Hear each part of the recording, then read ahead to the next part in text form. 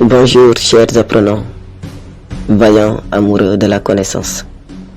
Je viens aujourd'hui vous présenter les figures emblématiques qui ont marqué l'histoire politique de l'Afrique, mais surtout du Sénégal. Ces hommes qui ont beaucoup influencé la démocratie sénégalaise à leur époque.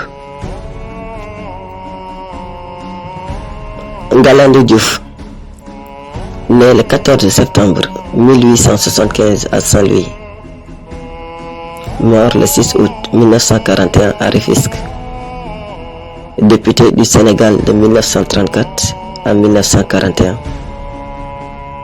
Ngalandou Diouf est décédé à Rufisque le 6 août 1941 alors qu'il était âgé seulement de 66 ans.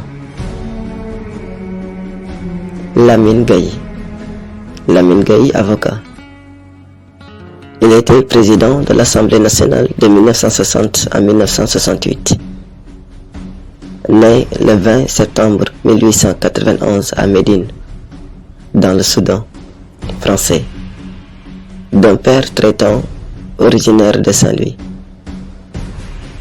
Le 21 juin 1925, il est élu au Conseil colonial. Il fut après la Deuxième Guerre mondiale député du Sénégal avec Senghor au Palais Bourbon à Paris, maire de Dakar de 1945 à 1959, député du Sénégal indépendant, puis président de l'Assemblée nationale du pays indépendant, élu de 1961 jusqu'à sa mort le 10 juin 1966. Blaise Diagne, né en 1872 et décédé en 1934. Il est le premier député noir à l'Assemblée nationale française.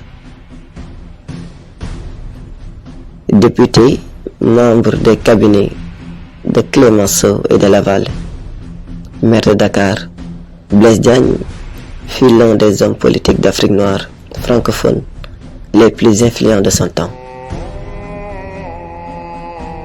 Valdiodio Ndiaye.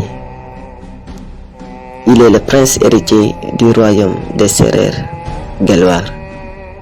Valdiodio Ndiaye est né le 7 avril 1923 à Kaolack.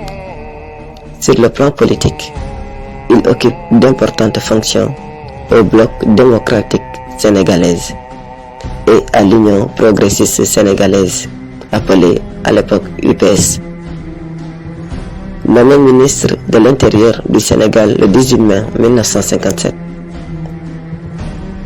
et de la Fédération du Mali, il prononce un discours mémorable adressé au général de Gaulle le 26 août 1958, à la veille du référendum du 28 septembre 1958. Il meurt le 5 mai 1984. Léopold Sédar Senghor. Il est né le 9 octobre 1906 à Joal au Sénégal et décédé le 20 décembre 2001 à Verson en France.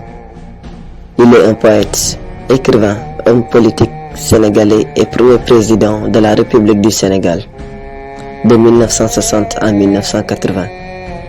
Et il fut aussi le premier Africain à siéger à l'Académie française. Il est le symbole de la coopération entre la France et ses anciennes colonies. Pour ses partisans, ou du néocolonialisme français en Afrique, pour ses détracteurs.